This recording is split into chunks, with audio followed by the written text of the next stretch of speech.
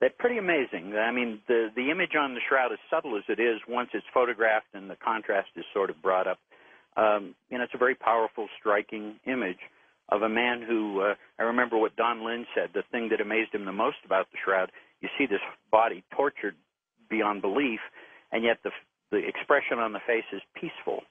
So that's an observation that Don made as we stood before the cloth in 1978.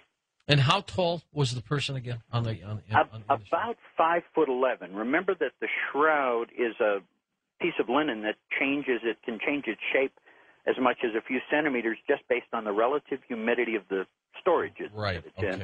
And it's a stretchable cloth. Remember, they used to hang it with weights on the bottom of it from a balcony in the 15th, 16th century. So a precision answer to the question is impossible, a precise answer, but about 5'11". And a lot of people said, well, he's too tall for first century. But they have found remains of 6-footers. So, we have no physical description of Jesus that, is a totally reliable one. And so, 5'11", tall, but not. Somebody wrote me recently and said, oh, the man on the shroud, it's a fake because he's 6'9". Well, if he were 6'9", I would agree it would be a fake. He's about 5'11". Let's go to Chicago. Bob, it's your turn on Coast to Coast. Go ahead, Bob. Okay, George, thanks. Yes, sir. Sure. Here's my question. Is there any documentation from the Romans who were supposed to be guarding the tomb? We never hear too much about that. They were supposed to be guarding that tomb because they were told that that body of Christ was going to be stolen or could be stolen. Is there, to your knowledge, the best of your knowledge, is there any Roman documentation at all as to what happened there? No, I kind of wish there were. The Romans were pretty good at documenting things, but to my knowledge, nothing has been found that is specific to that particular. Well, and one of the reasons for that, Barrie, if I can, and also you, Bob, is I believe the soldiers did not want to say, we fell asleep, they came and stole the body. So, assuming they did not fall asleep, they didn't have any explanation other than to say, we don't know. And then, of course, the stories at the time was that he resurrected. I think the Roman government at the time was so embarrassed and didn't want that to get out, they just kind of swept it under the carpet.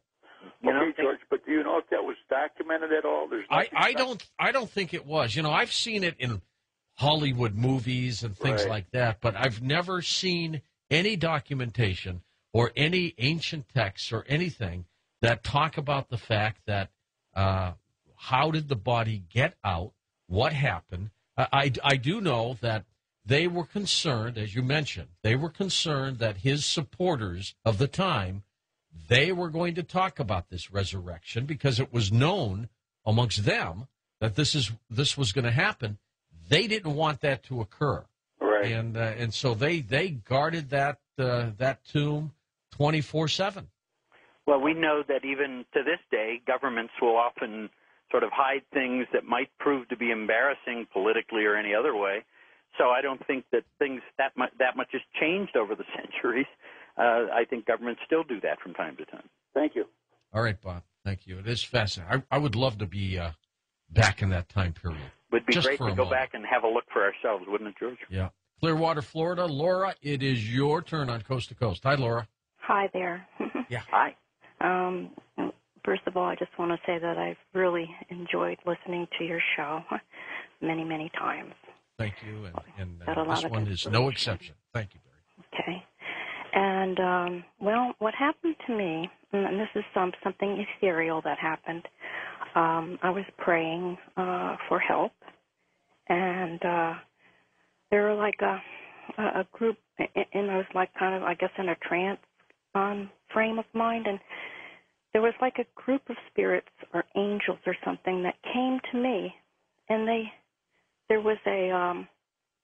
had this, it was like an ethereal piece of linen or whatever, and they let it come down on me, kind of folded, and then when it was done,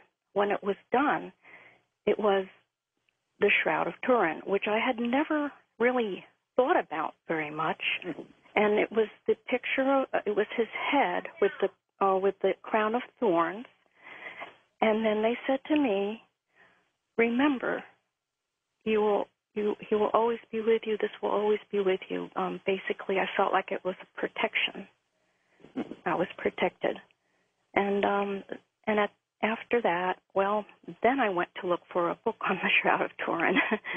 And anyway, that's an experience I had. I don't know if other people have had that type of experience. You know, I've, over the years, have had many people report to me that they have either had a vision or in a dream have seen the face and didn't even know about the shroud, and then when they found out about the shroud, they recognized that face.